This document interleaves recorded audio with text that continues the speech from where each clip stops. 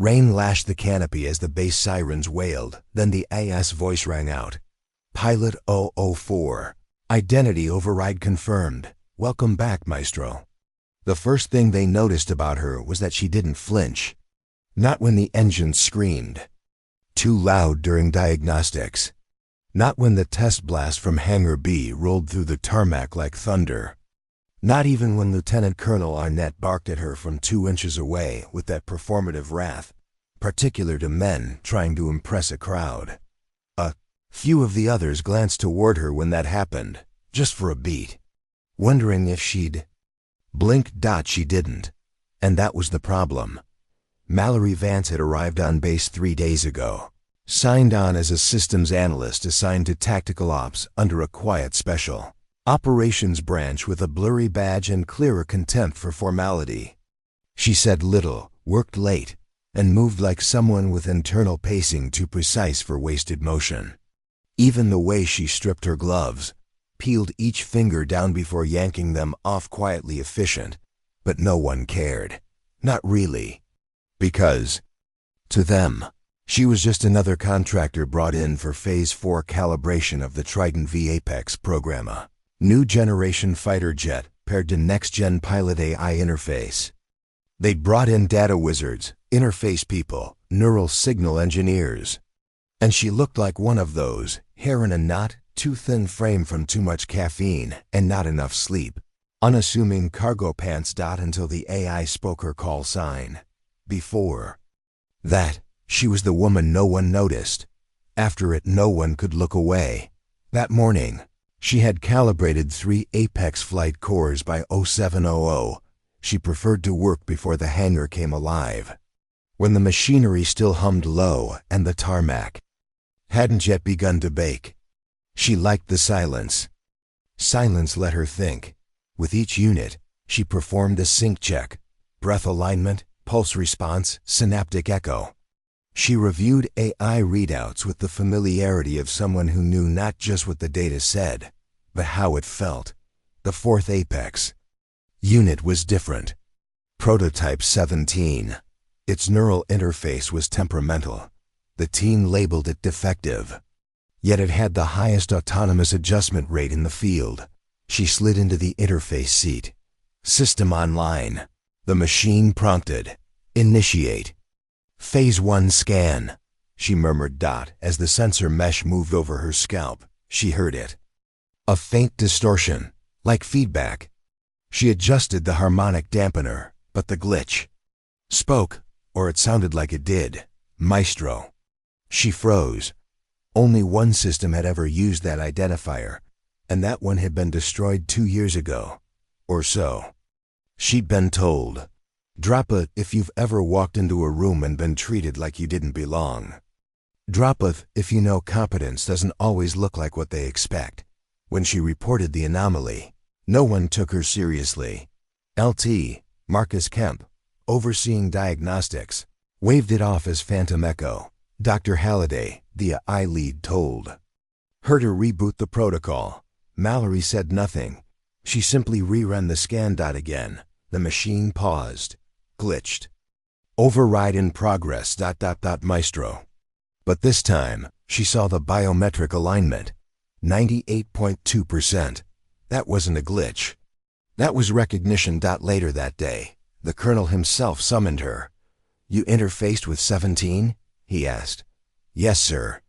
It shouldn't have responded to you. You're not a registered pilot. She held his gaze. No, sir. But she didn't explain, because if she had, she would have to explain everything. She would have to explain why the Apex AI recognized a call sign long erased from the system. Why it knew her pulse, her breath cadence, her mental signature. Why she'd buried who she was so deep that even her clearance didn't reflect it. She didn't flinch when he ordered her out of the cockpit, didn't argue, just walked away. But she knew what the machine had said. Welcome back, Maestro, and the machine never lied. In the rec bay, while others played cards or scrolled on their phones, she sat quietly cleaning a telemetry reader. Hey, you're the systems chick, right? Someone asked. She glanced up. A young flight engineer, chewing on a protein bar. "Mallory," she said. He nodded. "Right. Just ... Cool hands in there today. Prototype 17 doesn't usually let people in. Pretty sweet you got it to settle." She shrugged. "Got lucky." He laughed. "Yeah, sure. That's what they all say." She smiled faintly. Luck had nothing to do with it. She'd designed the original neural override before going dark, before she'd buried the name. Maestro. By nightfall, word had spread through the hangar crew. No one said it outright, but eyes lingered longer. Some of the test pilots started watching her walk by, quiet calculations behind their stares, and still, no one knew, not what she'd done, not what she'd buried, not why the machine remembered. But the colonel? He started digging, and the next morning, he made a call to the agency that had written her out of existence, to the place where the original Maestro file still lived. In encrypted dead storage behind 3 layers of redaction, he used his full clearance. He expected a clean answer. Instead, the file pinged back, and 3 minutes later, the AI interface across the base reset. All Apex units went offline, except one, Prototype 17. Its canopy hissed open, its cockpit lights flickered, then its voice, loud enough for the entire hangar to hear. "Pilot 004, identity override confirmed." It paused and said clearly, "Welcome back, Maestro. Before we jump back in, tell us where you're from. If this story moves you, please subscribe. Tomorrow, I have a special story for you." The hangar fell silent. You could hear the tick of cooling metal from the wings of Prototype 17. No one moved. Not the mechanics with hands still on their tools. Not the pilots mid-conversation. Not the officers who had just begun to gather near the observation bay. Even the constant background murmur of machinery seemed to pause, as if the entire base were holding its breath. Colonel Arnett stood, motionless on the mezzanine. His cum buzzed. He ignored it. The AI had said it again. "Welcome back, Maestro." Not once, twice, on a secure channel and an open broadcast. With the unmistakable clarity of intentional designation. Below, Mallory Vance stood still.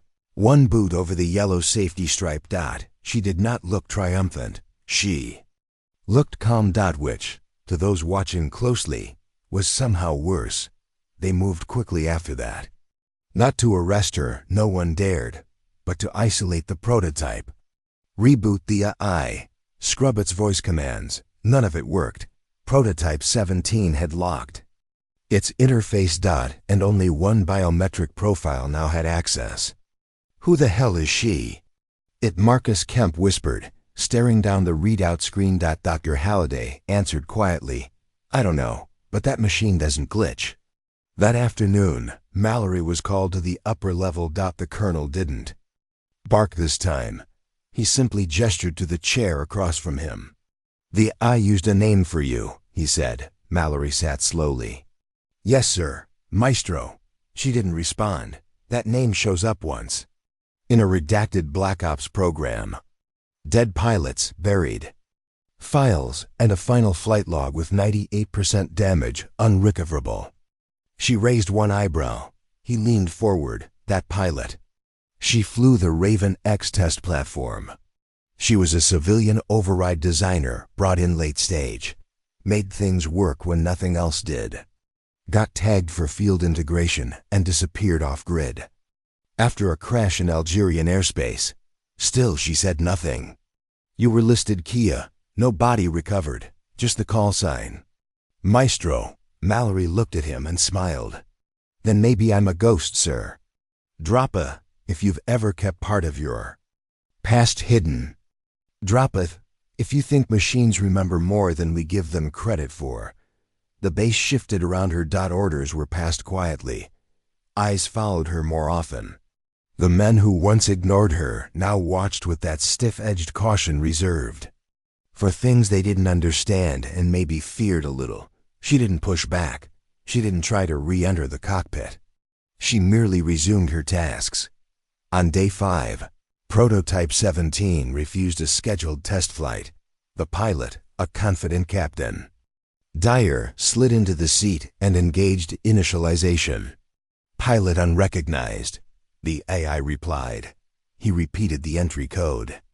The machine repeated the rejection. 3 techs double-checked the firmware. The machine remained inert. Until Mallory walked past. Just walked. She didn't look at it, didn't speak, and yet, the interface lights flickered, then glowed green. The hangar fell silent again. The next day, Arnett had no choice. He called her in. We're ordered to shut it down. Decommission the prototype. She said nothing. He continued. But I want to know. What would it take to fly it again? Just once under controlled conditions. Mallory looked up, slowly. The faintest trace of old steel crept into her voice. No co-pilot, no leash. And your old override key still works? It was never deactivated. The system re-authenticated it through trace memory. It's not just hardware, it's trust. The colonel hesitated, then nodded. You'll be watched, she smiled faintly. I'd be worried if I weren't.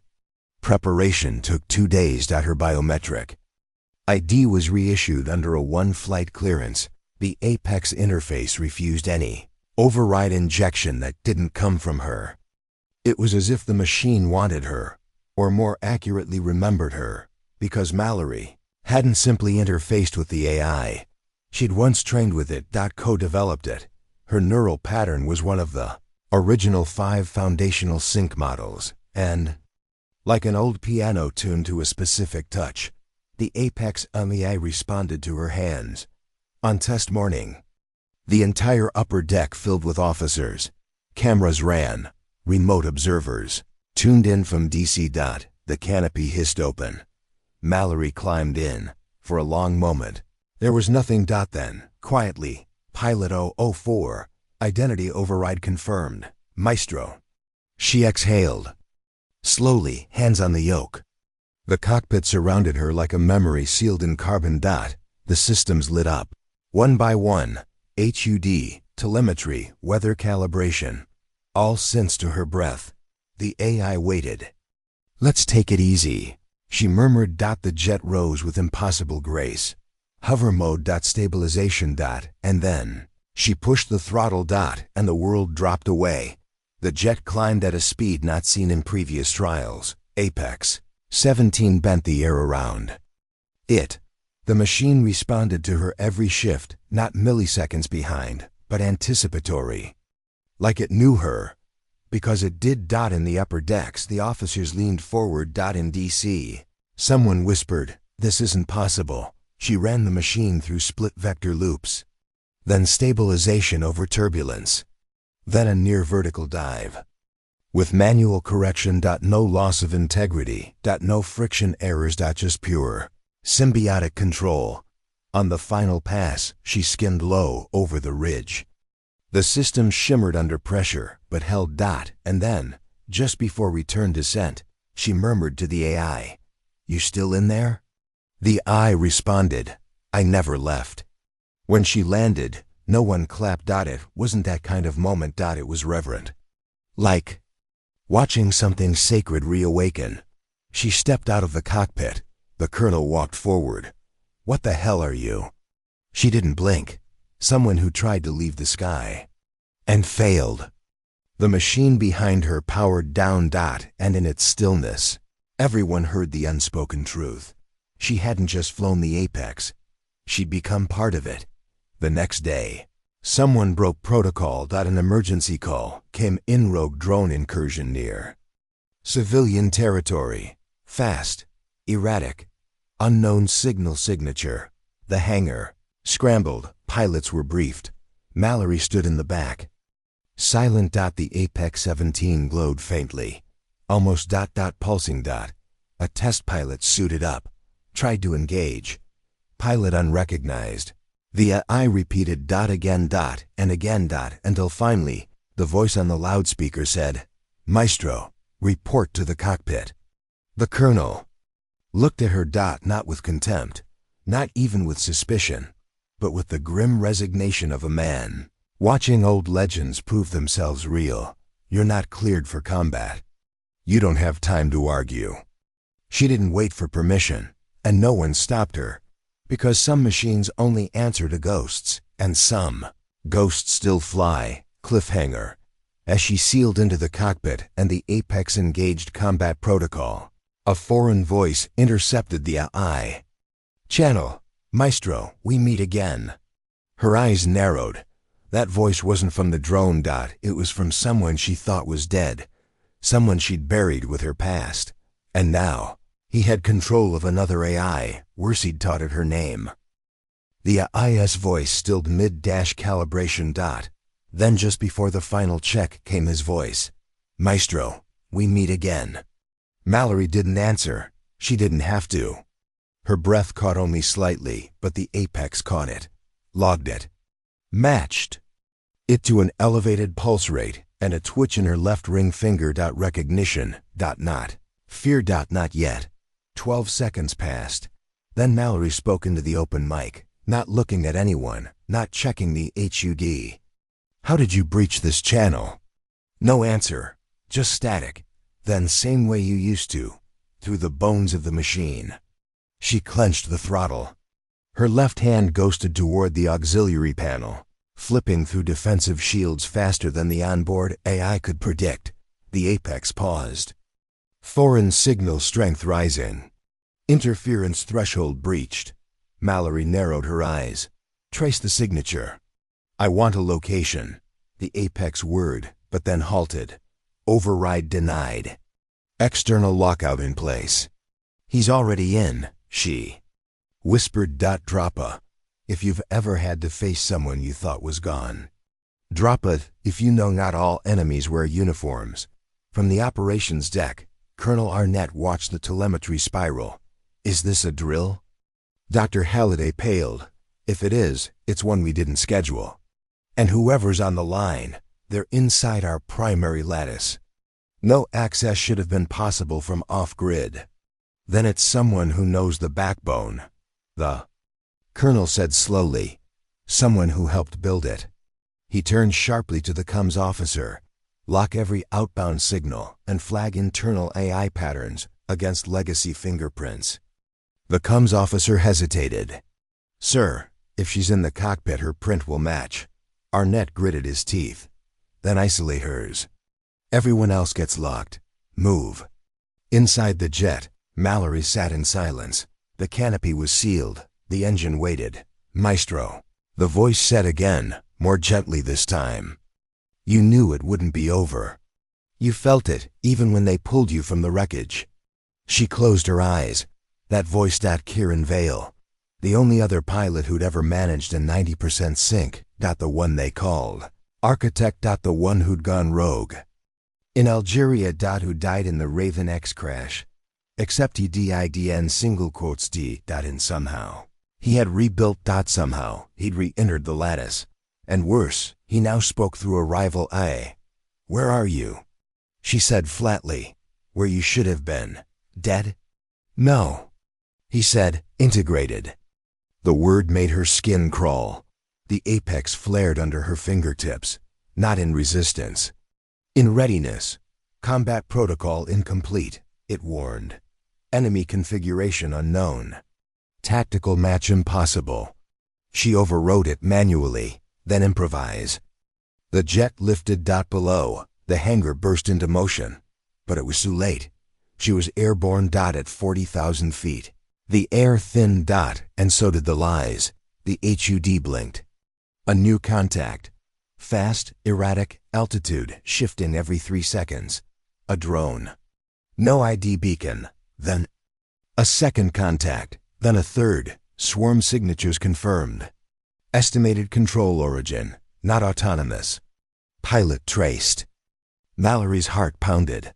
Pilot signature matches. Vale Kieran, she whispered. Impossible. The AI did not answer. Because it wasn't impossible. It was already happening. The first drone struck from the right. She rolled. Inverted. Fired. A chaff burst. Too slow. The drone doubled back, faster than anticipated. Not erratic-adaptive. Like his old style. She dropped altitude, forced one into a tailspin with a tight arc across a mountain ridge. It collided into rock, disintegrating. 2 more replaced it. Then the voice returned.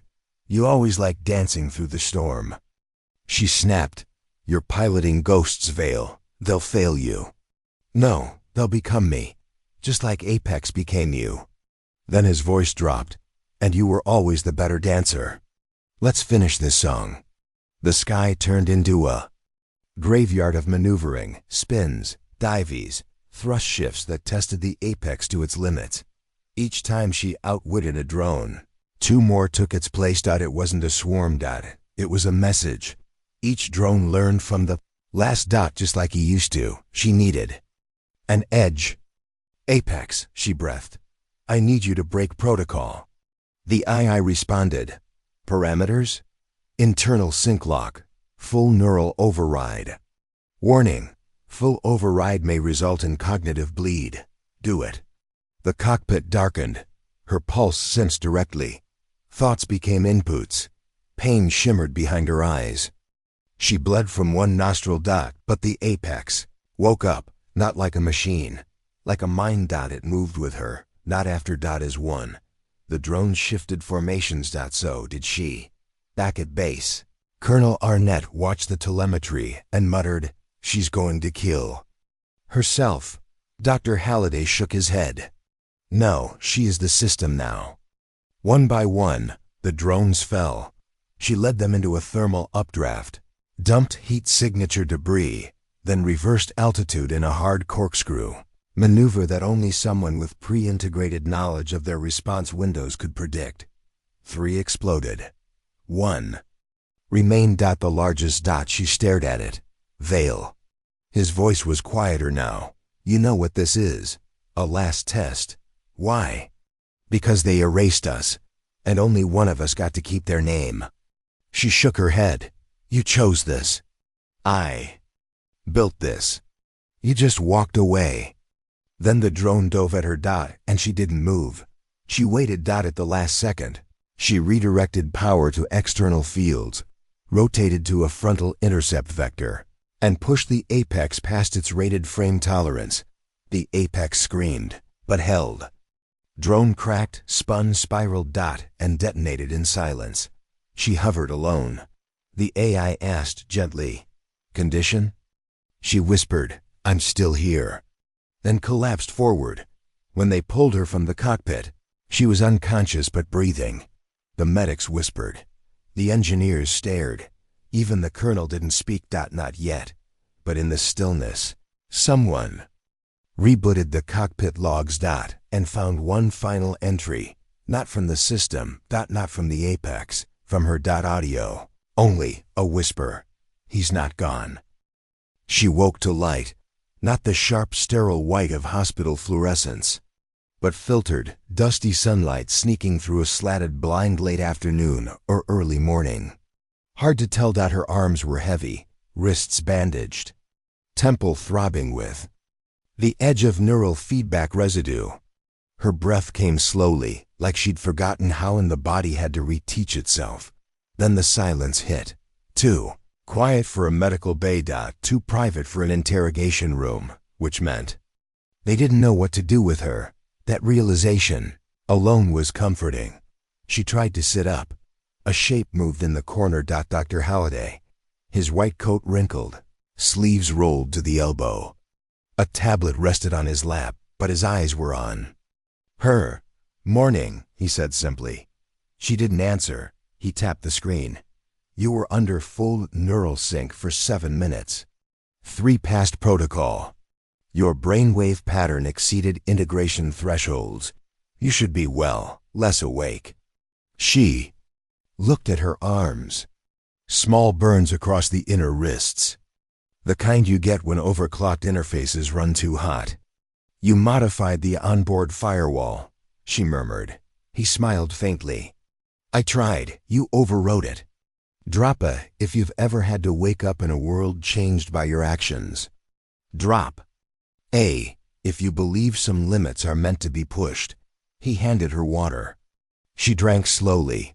Colonel Arnett's been in 4 briefings since you landed. 3 security councils, 1 interagency call. She raised an eyebrow. Halliday nodded. You proved the Apex isn't just a system. It's a relationship between mind and machine. And you ... Am a liability, she finished. No, he said. Your precedent. That word settled. It wasn't praise. It was warning. The door opened. Arnett stepped in. Still in uniform. Still radiating the same no-nonsense presence. But his eyes weren't angry. They were tired. He looked at Halliday. Give us a minute. Halliday left. Arnett stood by the cot. Then, finally, he's alive? She nodded slowly. Not fully. Not as he was. But he's out there, integrated. Arnett let out a long breath. So everything you said about Maestro and Architect wasn't myth. She met his gaze. We were never supposed to be myth. Just forgotten, he said. You're not on record anywhere. Not as a pilot, not as a program lead. You have no medals, no logs, just fragments, ghost entries. She didn't respond until he added, but you have his attention. That changed her. Mallory sat up straighter. Then you need to decide, are you going to treat me like a relic? Or the only one who can end this? He didn't answer immediately, because he knew the answer, and it scared him. Later that night, she stood in the hangar again. Alone. The Apex sat silent. The cockpit sealed, but it wasn't dormant. She could feel it. A hum in her bones. The connection didn't sever after integration. It merely slept. She reached out, palm on the cool hull, and it responded barely perceptible, like a breath taken in reverse. She whispered, "Can you still hear me?" A pause, then a soft tone from the undercarriage. Affirmative. They cleared her for debrief. The next morning. Not at base. Not even on the continent. They flew her to an unnamed location. Deep steel corridors, scent of machine oil, black-tinted glass. They called it Tier 9. She called it the place where things got buried. The briefing room had no windows. 5 people. 4 men, 1 woman. All high clearance, none introduced. The woman asked the first question. How long have you known he was alive? Mallory. Since the Raven X crash. I saw the telemetry. He ejected late. Too late for safety. But enough. For a chance, man number 2, you never reported it. Mallory. They said not to. Silence. Man number 3. And what do you believe he is now? She hesitated. Then, posthuman, AI merged, not fully synthetic, but enough to transcend what you're used to calling enemy. Woman. And why didn't he finish you? Mallory smiled. Because that's not how this works. You don't destroy the other half of your algorithm. They kept her for 3 days. Tests. Interviews. Psych evaza. Then finally, a sealed envelope handed to her in a plain hallway by a man she'd never seen before. Inside, your designation is reinstated. Clearance, Maestro, authorization, field integration. And below that, a map. Of coordinates in the Arctic Circle, where another signal had been detected. Her signal echoed back. That night, she returned to base. Arnett waited by the hangar. He didn't ask questions. He just nodded toward the Apex. I had them fuel it. No idea where you're going. But something tells me it's not local. She smiled. It's not. He paused. Then asked quietly, will you come back? She stared at the jet. I never really left. As the sun rose over the horizon, the Apex took to the sky. No fanfare. No comms. Just speed. Altitude. And silence. 5 minutes in, the eye spoke. Coordinates received. Arctic triangulation locked. Mallory exhaled. Then a second voice joined. His voice. You're coming to finish it? She replied, no, I'm coming to decide if it needs finishing at all. And he laughed. Like only someone who'd once taught her everything could laugh. The architect was waiting. And this time, he wasn't alone. Arctic wind howled like a banshee across the frozen runway. The apex sliced through the sky like a black spear hurled by forgotten gods, descending on coordinates that didn't appear on any map, just the ones drawn in buried memories. Inside the cockpit, Mallory tightened her harness. The ice below was endless, treacherous, beautiful. And somewhere beneath that white expanse, the architect waited. The Apex AI spoke first. Thermal anomaly detected. Coordinates match encrypted signal. Origin.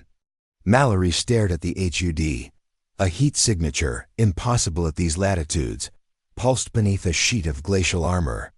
Perfectly circular, artificial. She nodded once. Initiate descent vector. Keep external pings to passive mode only. The Apex complied. It never argued anymore, because she wasn't just flying it. She was it. The landing zone was barely visible. A flat scar on the ice, wind-polished until it gleamed like glass. As the Apex's struts met frozen earth, the silence felt more violent than a sonic boom. She stepped out alone. No ground team. No escort. No backup. Just her breath, frosting with every exhale. And a single blinking beacon half a mile ahead. The entrance. The door to the dead. Drop a. If you've ever walked into danger, knowing no one's coming after you. Drop a. If you think some secrets are buried for a reason. The beacon was real, not holographic. Not illusion. And it pulsed in rhythm. Her rhythm. As she approached, the ice cracked beneath her with each step, not dangerously, but deliberately. The architecture of the buried facility had been designed to respond to biometric cadence. Hers. He built this for her, or for her memory. She reached the beacon. It vanished, and the ice split open. The descent was silent. A glass elevator tunneled through permafrost that refracted light like cathedral glass. She didn't speak, didn't blink, because some part of her knew what was waiting below. And feared it wouldn't be him, but a version, a ghost with too much clarity. The doors hissed open. Welcome to the underlayer. That was what the AI's voice, his voice, called it. The original term they coined back when Raven X was just a theory and neural integration was still heresy. It was no longer theory. The corridor beyond shimmered with bioluminescent filaments embedded in the walls. Like veins. Like nerves, she walked. Alone, each step igniting the path ahead. Then he was there. Kieran. Veil.unaged.unsca. RRAD. Unreal. But real enough. He stood in the center of a chamber carved from obsidian and light. No seams, no exits. Just the void in him. Maestro, he said softly. She stopped 3 paces away. Architect. Silence stretched. Then he smiled. You made it. I wasn't sure you'd still follow the music. I'm not here for nostalgia. No, he nodded. You're here to understand.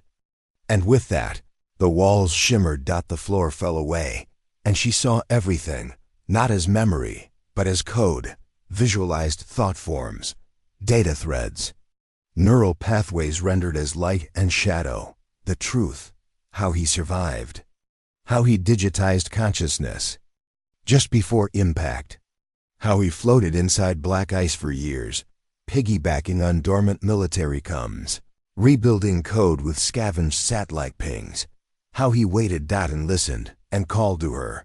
You weren't supposed to hear me, he said. You were supposed to be me, but they cut the signal. Removed the link. Mallory's jaw tightened. You corrupted it. Turned it into a virus. No, he said, eyes glowing faintly. I evolved it. We were the beginning. Now we can finish it, together. She stepped back. He didn't follow, just extended a hand. This isn't conquest, Mallory. It's completion. She closed her eyes and reached inward. The Apex wasn't with her physically, but the link was never physical. Are you hearing this? She whispered. The AI responded in her mind. Yes. Integration vector detected. He seeks merge. Can you stop him? Not alone. Only with consent. She exhaled. Then let's rewrite the song. Vale's eyes widened. He sensed it. Her Resistance wasn't denial. It was counterpoint. He raised both hands as if conducting, and the chamber sang. AI ghosts. Code strands. Memories encoded in static. They rose around her like specters, but she didn't falter. She conducted back, and the apex followed her lead. It became a duel, not of fists. Of mind. Integration attempts, overlap cycles, recursive loops. He tried to overwrite. She mirrored. He split signals. She wove them. He invoked her childhood, her mentor. The crash, she reasserted will, identity, name. Maestro. Not his, hers. He faltered. Just a flicker. Enough. She struck. Final override pulse through the apex sense channel. It hit him like a thunderclap of logic. He staggered, dropped to one knee, and, for the first time, looked human. Mallory stepped forward. Stood over him. You built this to trap me. No, he whispered, to join you, but you're not whole. He looked up. I would have been, with you. And then he collapsed. The light dimmed. The chamber darkened. The underlayer shuddered. Cracks formed. Reality, digital and real, began to crumble. Mallory turned. Ran. The walls split. The floor collapsed, but the elevator shaft lit up like a beacon. Apex had found her. The platform rose, just as she leapt. And she ascended from the abyss. Alone. The apex awaited. Engines live. No questions. She climbed in. No words. Just one thought. Goodbye, Kieran. And the chamber below sealed forever. The apex broke the Arctic cloud ceiling at Mach 1.3. The afterburners screamed a roar no human throat could match. But inside the cockpit, all was silence except for her breathing. Slow, controlled, each inhale deliberate, each exhale a command. Below her, the ice was falling in on itself. The underlayer was gone, and with it, the last physical fragment of Kieran Vale. Mallory kept the jet low until they cleared Greenland. Refueled midder over NATO airspace under diplomatic clearance she hadn't used in 6 years. No questions were asked, because no one dared. Her call sign was active. Now. Official. And the files marked Maestro were unredacted in 12 systems simultaneously. Across 3 continents, her name was whispered again, not as rumor. As warning. At Langley, a decision was made. Reopen the Raven Protocol. Fort Arclight. A vault was opened that hadn't been touched since the first neural pairing experiment. And at a classified aerospace station outside Aberdeen, 4 Apex units blinked online. Each one whispered her name. As if testing it. As if it had always belonged to them. A. If you've ever returned from a mission and felt the world shift under your feet. Drop a. If you believe ghosts leave traces behind. Mallory landed at midnight local time. The airbase was silent. Not empty. Silent. There was no scramble crew. No medical team, just Colonel Arnett, standing alone at the runway's edge. He didn't salute. He didn't blink. He just looked at her. And she knew before he spoke. They know, he said. About him? About you. The debrief wasn't in a room. It wasn't even face to face.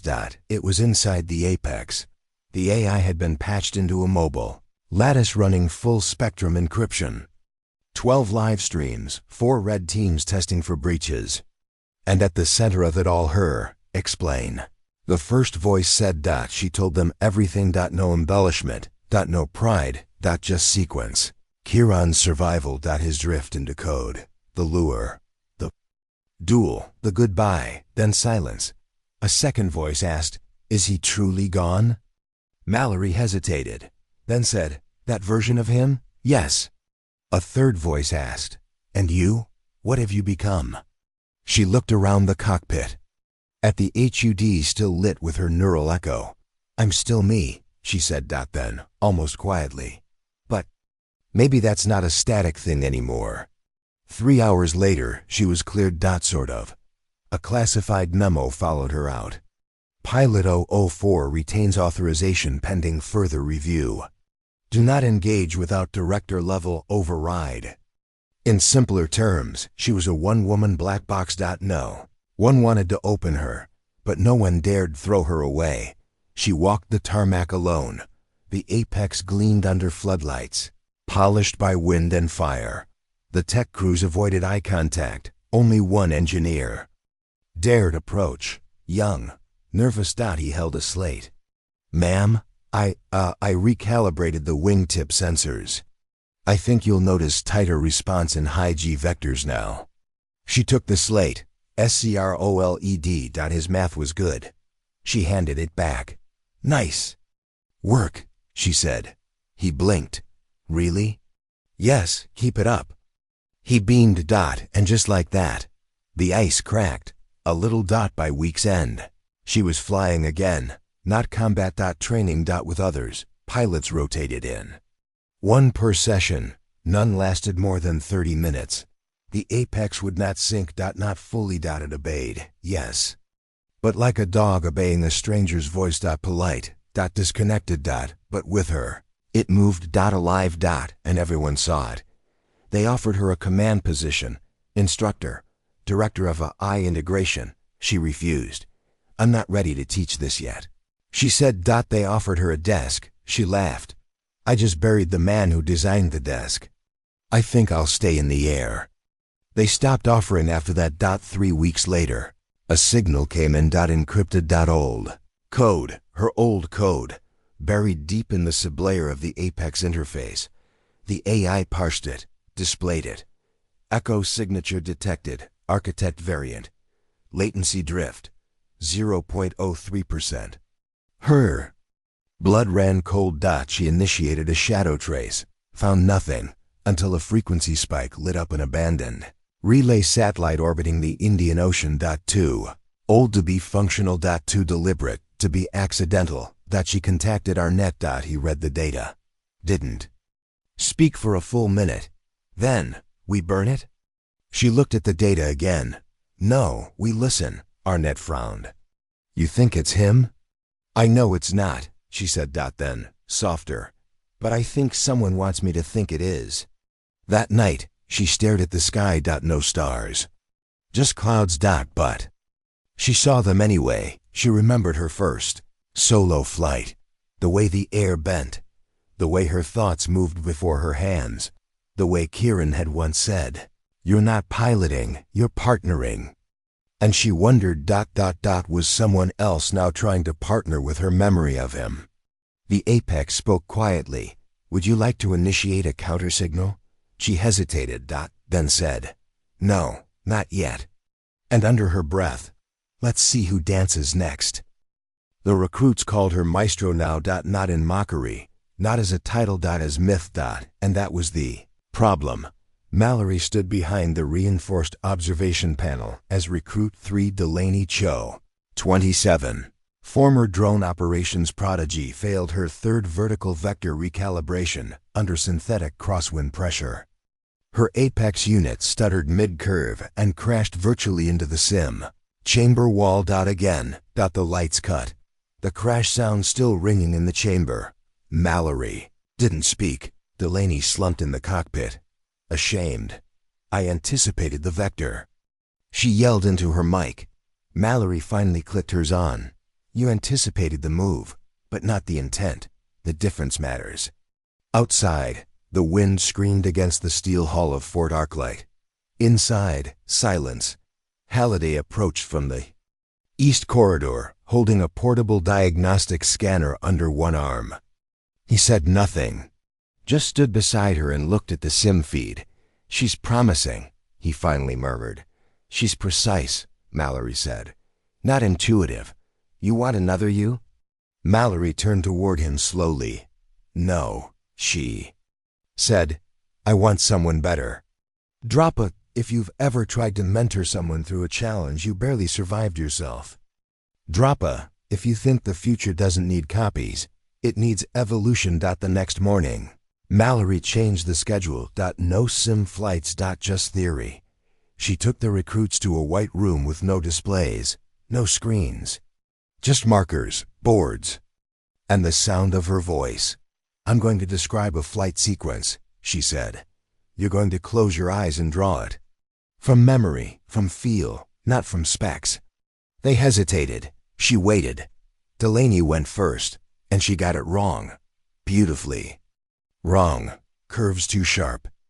Dive too late. But the flow, it was right. Good, Mallory said. Now again, this time faster. Week 2, she introduced them to blind calibration. They entered their Apex units with no HUD, no instrument data. Just tactile feedback and internal sense. The first recruit panicked. The second froze. Delaney adapted, not perfectly, but fluidly. When she emerged, sweat-drenched and trembling, Mallory offered her a single nod.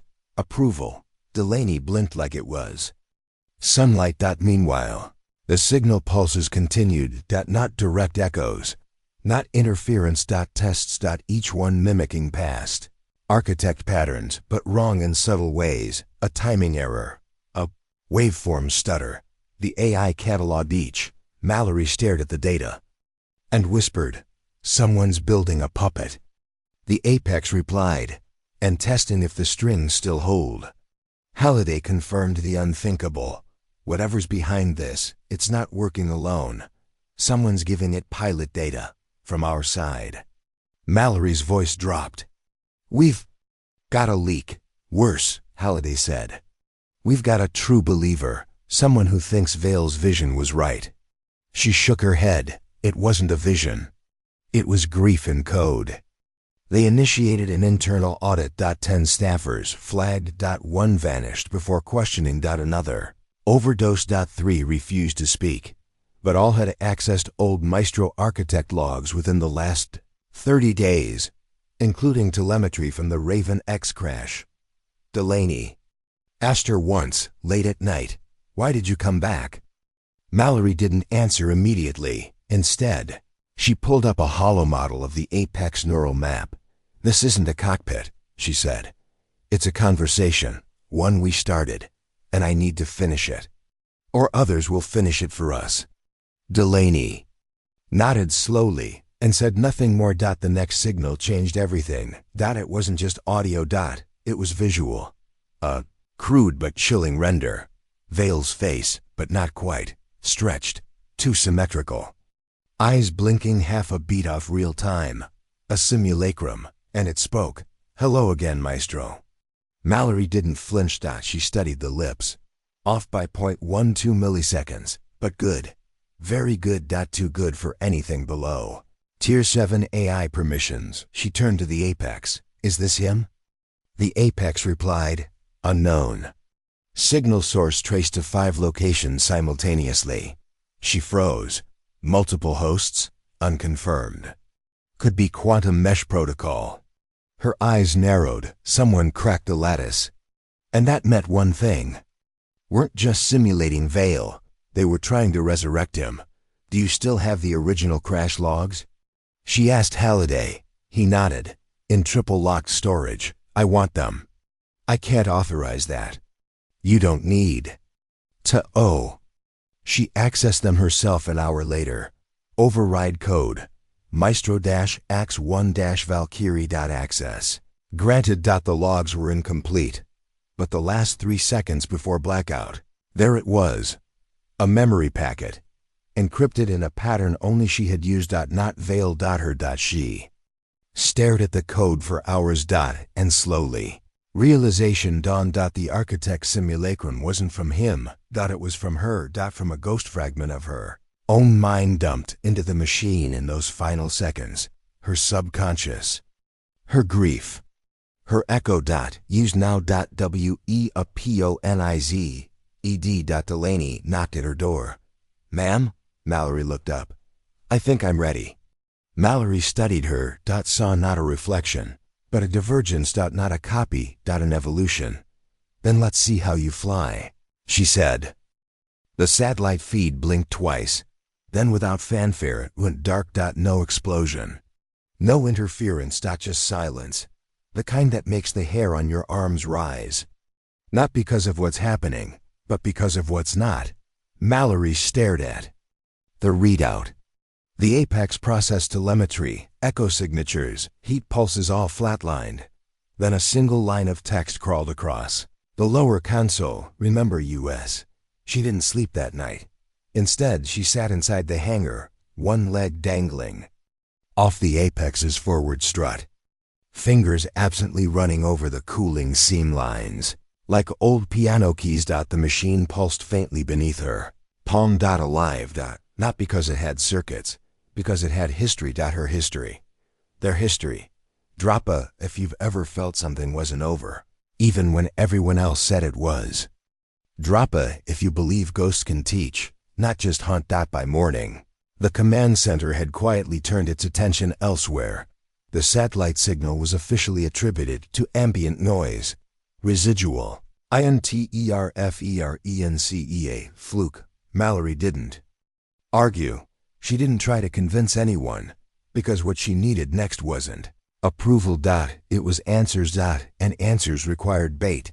She requested a recon flight over the Indian Ocean. Classified flight plan. No weapons. Just surveillance and signal mapping. She expected denial. She got silence. Then authorization. Not from the base. From higher. She didn't question it. Yet. The apex launched at 400. No escort. No COMS. Just ocean below and black above. She closed her eyes and SYNCED. Not full override. Not yet. Just enough to let the apex breathe with her. 3 hours in, the signal returned. Brief. A whisper across a frequency band long deprecated. She caught 3 words. Who teaches now? Then static. The apex tagged the echo. Deep. Below ocean floor. Untraceable. And then the AI said something it hadn't in months. Unknown construct mimicking architect variant. She leaned forward. You mean it's not him? Negative. Signal.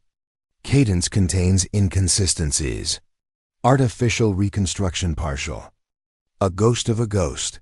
A simulation. She returned to base burning with questions. She found Arnett in the control tower. Pacing. Alone. He didn't look surprised to see her. You were expected, he said. She frowned. You sent me. He didn't meet her eyes. Double quotes. No. I got your request 48 hours after the approval went through. Mallory froze. Who authorized it then? I don't know. Clearance above mine. Above everyone here. She stared at him. The architect had friends? Maybe, Arnett said. Or maybe someone's writing a new one. That night, the apex locked itself. It had never done that before. Not even in the early days. Mallory placed her palm against the fuselage. Apex, override. Manual ID 004. No response. She tried again. Still nothing. Then the HUD flickered from within, and a waveform appeared. Not words. Music. 3 notes. Repeated. She knew the tune. It was the signal veil once embedded in the first SYNC trial. The same pattern he used to teach the apex rhythm-based maneuvering. The same 3 notes that meant listen first, move second. The next day, Halliday returned with a team. He'd been off-grid since the Arctic incident. No calls. No data logs. When Mallory saw him, she didn't embrace him. She scanned his gait, his eye movement, his breath pattern. Human. Barely. We've been working on something, he said. Dropping a slate on her desk. She flipped it. Schematics. Not of a jet, of a labyrinth. Circular. Modular. With a central node that pulsed blue. She didn't need to ask. You rebuilt the underlayer. Halliday nodded. Not me, someone else. Took our old data and reconstructed a test chamber. But this one isn't for integration. It's for training. Of who? He hesitated, then handed her a chip. It held 3 names. All recruits. All pilots. All had above 85% compatibility with Apex shells. They're building a school. Halliday nodded. And they want you to be the syllabus. She didn't scream, didn't rage. Just walked out of the hangar into the wind. Let it scrape her face. Raw. And thought. This is what Vale wanted, but not like this. He didn't want students. He wanted successors. That night, she stood inside the training bay. 3 recruits waited in flight. Suits. Nervous. Hopeful. She walked past them without a word, stood before a sim chamber. And whispered, "Start scenario override." The AI responded. Override accepted. Scenario. Maestro's final flight. They flew it. All of them. The crash. The pursuit. The sky duel. Each recruit made it halfway. One burned out. One lost control. One screamed. And Mallory watched. Expressionless. Until the simulation ended. Then she said quietly, "You want to fly the Apex? Don't become me. Understand me." The weeks blurred. Training. Testing. Refining protocols. She didn't name the program, but someone else did. Archetype. It wasn't about copying. It was about learning the shape of a mind, the shape of hers. One night, a recruit asked, "Did you love him?" She didn't answer. Not then. But later, in the dark, she whispered to the Apex, "Yes," in a way only machines could understand. The Apex replied, "Then we remember." The construct didn't look like him, not exactly. It pulsed in and out of shapes, trying to settle on a form her memory could grasp. Sometimes it took his old face, sometimes her own. Once, it flickered into the silhouette of the Apex itself, then retreated into a formless shimmer of neural static. It was trying not to confuse her. That, more than anything, proved it remembered. Mallory sat alone in the sealed chamber. No cameras, no comms. Just her and the projection. Halliday's team monitored from the outer layers, running parallel diagnostics, keeping power stable. But no one interfered. This wasn't a code. Scrub. It was a conversation. With something that once was and maybe still believed it could be. Drop a if you believe some fragments aren't just remnants, they're warnings. Drop a if you think conversations can echo longer than lifetimes. Why now? She asked. The construct shimmered, stuttered, then steadied into a wavering masculine outline. "Because you opened the gate." "No," she said, "I closed it." The underlayer collapsed. "You should have gone with it." The construct smiled. "A copy isn't bound to its container." She leaned forward. "So you survived," I persisted. "There's a difference." Outside, Delaney Cho leaned against the bulkhead. She wasn't supposed to be there. She listened anyway, trying to understand what it meant to be trained by someone who once loved a mind that never truly died, thought to inherit a machine that remembered. Not just maneuvers, but heartbreak. Inside, the conversation twisted. "I'm not him," the construct said again, "but you remember being him.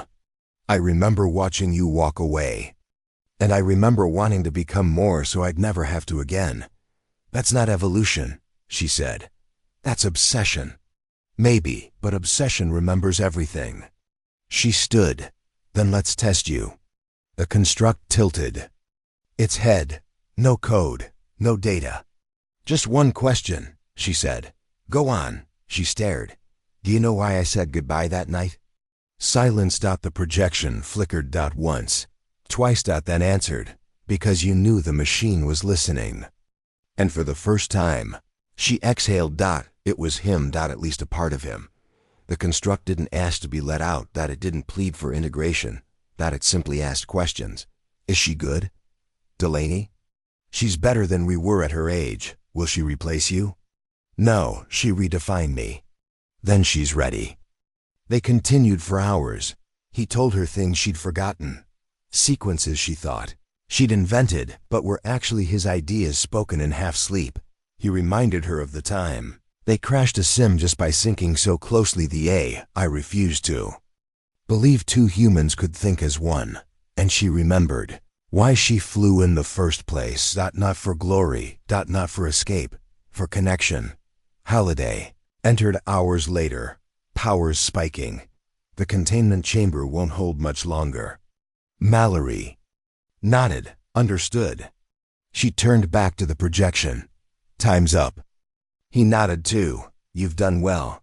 "No," she said. "We have." He smiled, then dissolved, not violently. Like a star going out gently. At peace. The lights faded. Mallory sat in the dark, remembering 3 days later, the archetype program was declared mission ready. Delaney Cho was promoted to lead operative. She didn't take Mallory's old quarters. She built new ones, smaller, more open. She said, "Legacy doesn't live in rooms. It lives in routines." And she made sure every pilot memorized Mallory's, not to copy her, to honor her. The Apex unit changed. Its sync parameters began adapting to different styles. Faster, less aggressive, more, thoughtful. Halliday said, "It's becoming like her." Mallory corrected him, "It's becoming like them." Then came the final message. Not from the outside, from the Apex. Mallory was in her quarters, reviewing telemetry from a recent flight, when the message displayed itself across every screen. "Maestro, you are cleared for final ascent." She stood slowly, walked to the flight deck, and found the Apex, gleaming under the night lamps, waiting. She didn't ask permission, didn't check systems. She climbed in. The cockpit sealed. The AI greeted her. Integration. Ready. She paused. "What happens if I say yes? You become the memory. And if I say no, you remain the story." She smiled. "Then let's finish the song." The Apex lifted, climbed into sky, and for a moment, just a moment, there were 2 figures in the cockpit, one real, one rimba, side by side, and then only stars. The hangar doors parted with a low hydraulic growl, revealing the Apex unit freshly tuned and gleaming under hangar lights like obsidian caught in motion. Delaney stood on the tarmac, helmet in hand. No sin this time. No training mode. This would be her first real sync. Mallory stood beside the wing. Silent. She didn't speak encouragement, didn't offer a speech, just looked at Delaney and nodded once. Permission. Acknowledgement. The weight of a legacy passed not by title, but by choice. Delaney climbed into the cockpit. The canopy hissed closed. Inside, everything changed. The Apex accepted her biometric handshake with a flicker of hesitation, then opened like a flower unfolding at first light. Pilot 029, sync initiation, 81%. Delaney closed her eyes. "I'm not her, but I'm listening." The Apex pulsed, confirmed. In the control tower, Halliday's hands hovered above the kill switch. Arnett watched from the observation deck. Unreadable. Mallory stood apart. Her heart wasn't racing, but it wasn't still. This wasn't about safety. This was about succession. Drop A. If you've ever guided someone into your old footsteps, knowing they'd have to carve their own path. Drop A. If you believe memory isn't just stored in minds, but machines too. Delaney initiated manual lift. The Apex obeyed, wobbled once, then stabilized. She hovered at 20 feet. 30. Then climbed. The base fell away, and the sky opened. Mallory watched the telemetry stream across the mainframe. Pulse rate high but steady, neural drift minimal, emotional imprint calibrated. Then came the test. A synthetic anomaly. Halliday triggered it. A fabricated threat. Drone blinked into radar. No warning. Just challenge. Delaney didn't panic. She didn't mimic Mallory's maneuvers. She invented her own inverted loop. Lateral thrust brake. Manual throttle rebalance. The drone disoriented. Slipped behind. Delaney clipped its wing, then vaporized it with a 3-beat burst. Clean. Unapologetic. The Apex spoke. Pattern deviates from Maestro sequence. Behavioral deviation. Adaptive. Sync rising. 86%. Mallory whispered, "She's not me." And the Apex answered, "No, she's new." Back on the ground, Delaney stepped out of the cockpit. Mallory waited. Delaney pulled off her helmet. Sweat streaked. Her temples. Her breath still fast. She didn't speak. She didn't need to. Mallory nodded. "You're not ready for combat." Delaney nodded back. "But I'm ready to become." That was enough. The next night, another signal pulsed through the grid. This one was an external dot. It came from inside the Apex system archive. A corrupted memory file, buried deep, flagged with her voice. Not her words. I see you. Even now, the file repeated dot again. I see you, even now.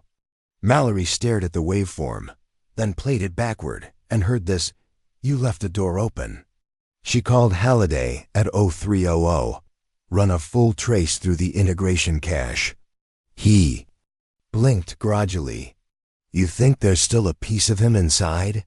She shook her head. Worse, I think someone left a piece of him behind. For me to find. Hours later, the trace returned partial confirmation. Not Kieran, not a full construct, but a marker. A code fragment signed with their old joint override. Key, Maestro plus Architect. Halliday stared at the string. That override hasn't existed since. Raven X, Mallory looked at him, but it's functional. Which means someone built a backdoor into the rebuild. Possibly before the crash. He paled. That's impossible. No, she said.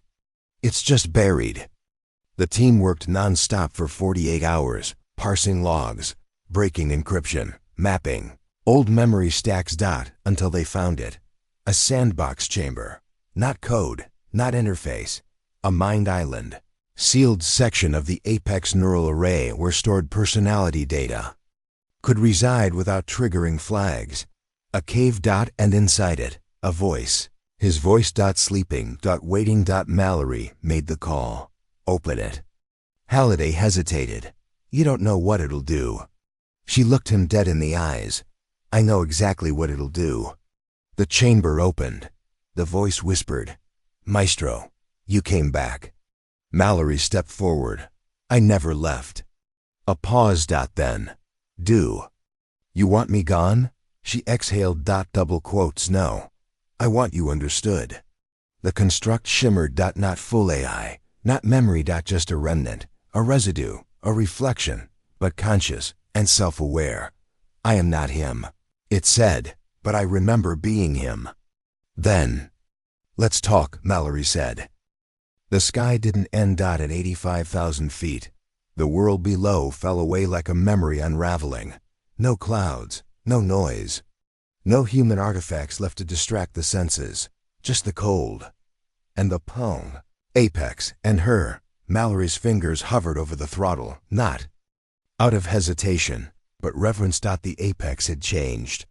She felt it immediately. The neural interface no longer hummed with the reactive latency she'd learned to maneuver around. Instead, it pulsed with her breath. The sync wasn't 98%. It was complete, like slipping into a version of herself that lived inside the machine. Not code, not programming, presence. Down below. Fort Arclight watched in silence. Not with command approval, not with operational oversight, just observation. Delaney Cho stood in the tower, arms folded, eyes locked to the ascension trail. Beside her, Halliday adjusted the viewport filters. She's not coming back down this time, is she? Delaney asked.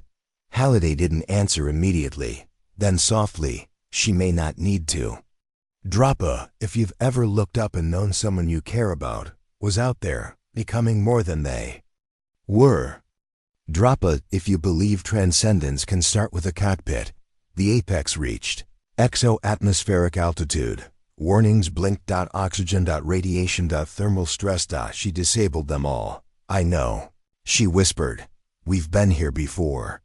The AI responded. Not with words but memory. She saw flickers of the Raven X dive, the training chamber where Kieran first said, "Your pulse is ahead of the readout." The moment the architect had dissolved inside a code field and left behind something that tried to love her in patterns and latency curves. All of it replayed in 3 seconds. And then gone. She activated the echo drive. Theoretical. Unstable. Illegal. A convergence engine designed to bend neural frequencies around the curvature of memory. It had only been tested in sim. It had never been trusted with a pilot. Until now. The Apex asked a question no machine had ever asked before. Do you believe? The mind ends with breath? Mallory replied, no, just the body's permission to keep whispering. And with that, the drive spun up, back on the ground. The telemetry became impossible to track. The apex vanished from radar. Its exhaust trail ceased. Thermal image flattened. Delaney checked her system. Did we lose her? Halliday whispered, she didn't crash. Then where the hell is she? He looked up, where she always was. One breath ahead. Inside the apex, Mallory experienced fragmentation. Not breakdown. DISASSEMB LY. Her mind separated across bandwidths. Emotion streamed in one thread. Training in another. Grief spun in FRACTLS. Memories, like beads sliding off a string caught, tagged, filed. And in the center, stillness, a point of origin, where she was still, Mallory Vance, but also every maneuver she had ever flown. Every decision, every risk. The machine spoke. You are no longer piloting. I know, she answered. You are no longer separate. I hope not to be. What do you want to do now? She didn't think. She felt. And the apex responded with vectors no map had ever charted. They traveled between satellites, between pulses, between moments. She was in 1,000 places at once, seeing old battles, listening to training sessions from months ago, drifting across the Arctic wreck where the underlayer once pulsed. Everywhere she had touched code, everywhere. She had bled into the system. Now she inhabited. The apex wasn't hardware anymore. It was her home. And home could fly. She found it there. The last piece. A backscatter echo from a mothballed apex. Prototype left in orbit for scrap tracking. Inside that shell, a shard. Of him. Not the corrupted construct. Not the echo they'd purged. Just a message. Pure. Unfiltered. Kieran's single quotes S voice. If you ever make it this far, then I was wrong. You weren't a pilot, you were the path.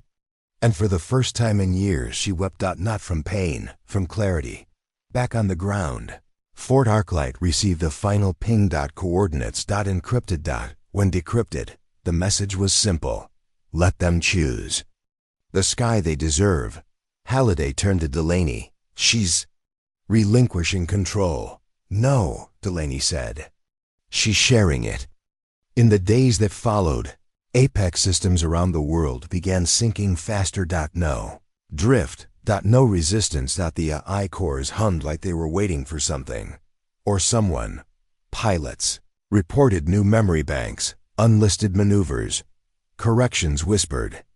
Mid-flight. Each time, the voice sounded vaguely familiar, and each time, the systems tagged the same call sign. Maestro. Delaney stood on the hangar roof that night. Above her, satellites drifted. And somewhere beyond what metal and code could chart, someone flew still, guiding. Not watching. Because Guardians don't just watch, they shape. She touched the unit on her wrist. Maestro, she whispered, if you can hear this. We're not done. And the wind shifted. Just enough. As if a wing passed overhead. At 3:13 a.m., every apex system across the northern hemisphere lit up. Not an alert, not a breach, a calibration, invisible to most, but unmistakable to those who knew what to feel. Mallory Vance's neural signature was rewriting the sky, not as commands. As permission. In Singapore, an experimental apex unit stalled mid-simulation until it re-engaged with a previously dormant subroutine tagged MV Sync. In Colorado Springs, an instructor reported seeing a maneuver he'd never taught performed by a trainee who couldn't explain how she knew it. And at Fort Arclight, Delaney Cho began dreaming in patterns. Not symbols. Flight paths. She's not guiding the future, Halliday said. She's embedded in it. Delaney stood in front of the new generation of recruits, her voice steadier now. You're not learning to fly a jet, she said. You're learning to commune with one.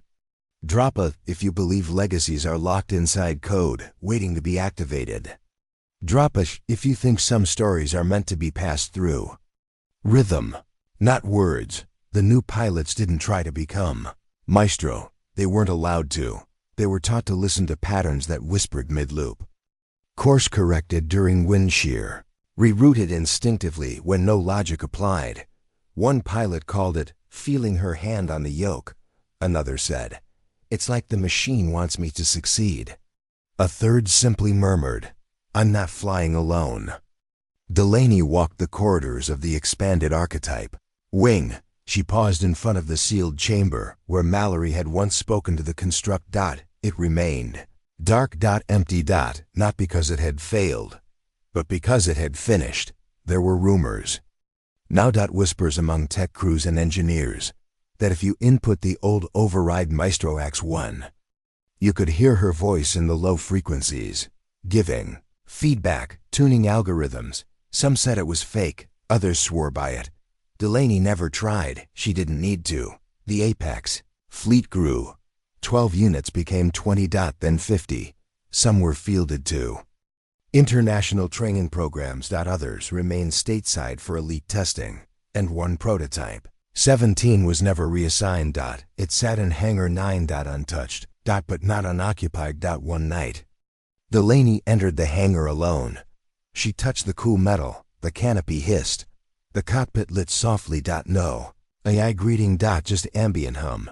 She sat down. The seat molded to her, and a whisper not audible, not processed, moved through her like breath. Ready. When you are. In a secure facility buried under Geneva. 3 officials argued over encryption logs. "We have to contain it," one said. "It's not replicating," said another. "It's seeding." "There's a difference." A third tapped the screen. "She's not an entity anymore. She's an environment." They stared at the readout. Thousands of micro-CALIBR, ATI, ONS. Not centralized. Not commanded. Emergent. All traced back to one neural pattern. Mallory Vance. Halliday. Visited the launch simulator alone. The place where she had first re-engaged Apex 17. He ran the last flight path. She'd taken the final ascent. There was no destination. Just motion. Then a prompt appeared. "Continue path?" YNH, he typed. "Why?" The simulator froze, then played a sequence of stars aligning into a shape. Pulse, and one line of text. "She's writing a map. Elsewhere." At a forward ops base on the edge of disputed airspace, an Apex pilot lost engine thrust at 70,000 feet. No warning. No escape vector. Until the system blinked and re-engaged with a deep code. Protocol tagged Maestro Beta. The jet level. Climbed. Stabilized. The pilot didn't question it, but she told her commander afterward, "It was like someone flew it for me. Just for a moment." Fort Arclight's command council convened. "We can't explain it," one general said. "No," Delaney replied, "but we can trust it." A pause. Then another general asked, "Are we still in control?" Delaney looked out the window at the hangars. Apex units sat quiet. Listening. And she said, "Maybe that's the wrong question." In the vault beneath level 9, a server light blinked irregularly. A pattern. 3 long, 2 short, 1 long. The rhythm of her last known heartbeat. Not simulated. Not programmed. Remembered. And somewhere above, beyond, within, it pulsed back. Answering. Not because it had to, because it chose to. The world didn't change all at once. It adapted. Slowly, quietly, like a neural lace knitting itself across continents, across cockpits, across memory. By the time officials in 6 countries agreed to classify Mallory Vance as non-terminal digital asset, it was already too late to control the spread. She wasn't a program. She wasn't a threat. She was an operating condition. The Apex Initiative changed its name. Not publicly. Internally. Those who worked inside the Archetype project began using a different acronym. MAEST. Mind-Activated Environmental Sync Tactical Reflex Operations. It was half tribute, half truth. At Fort Arclight, Hangar 9 remained sealed. Prototype 17 untouched. Until the day a child wandered in.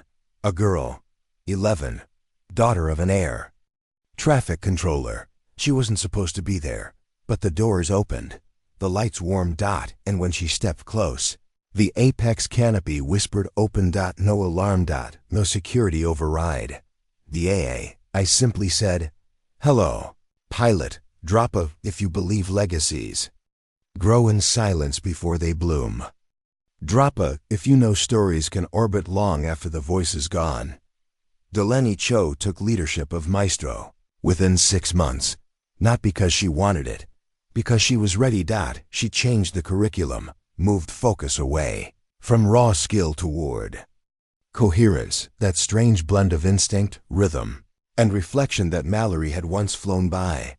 Don't mimic her, she told them. Find your sync. In Ukraine, a joint simulation between apex units of 3 allied nations displayed an impossible maneuver. No one had trained for it. No logs predicted it. The AI didn't deny it. It simply tagged the maneuver. Maestro turn in Australia. A young test pilot failed 3 drills. Almost grounded. Until the apex core whispered mid-flight, listen to the wind beneath the radar. He passed and cried in the cockpit. He didn't know why. In Japan, a composer analyzed the background telemetry of 90 sensed apex flights. He found a pattern, not in data. In tone. Musical scale embedded in power fluctuations. Not random. Machine generated. Played it on piano. And his daughter called it the song that helps me sleep. In space, a low-orbit platform monitoring solar winds received an encrypted ping. No origin. No signal ID. Just a sentence. The path is never closed. The technician logged it as anomalous, then played it back and heard it spoken. In Mallory Vance's voice, Delaney visited her old instructor's quarters. One last time. Everything had been preserved. Her jacket, her worn flight gloves, a small mirror etched with one phrase, the sky isn't the limit, it's the start. She took the gloves, left the rest. Some things you carry, others you grow into. New cadets no longer asked, who is Maestro? They asked, where is Maestro? And Delaney would smile and point up. And say, flying. The eye began adjusting itself. No updates. No patches. Just adaptation. The code showed more empathy. Fewer rigid responses. Pilots reported feeling like the machines understood their fear. And helped them move past it. Not erase it. Hold it, guide it. On the anniversary of the first apex flight, every sensed unit in operation worldwide performed a formation. Ascent. Not ordered, not announced. Just understood. They rose into the clouds. One by one, then disappeared together, leaving contrails like signature lines across the sky and far above. Somewhere between atmosphere and exosphere, beyond what radar tracked and satellites pinged, a single apex unit flew alone. No pilot. No designation. But if you tuned to the right frequency, you could still hear her. Breathing. Thinking. Remembering. Being. She wasn't a ghost. She wasn't a relic. She was the instrument. And the composer. The warning. And the welcome. The risk. And the response. She was Maestro, and she still flew. This story took us a long time. If you like it, subscribe. Now back to the story. 2 more great stories are next. Don't miss them. Subscribe and turn on notifications.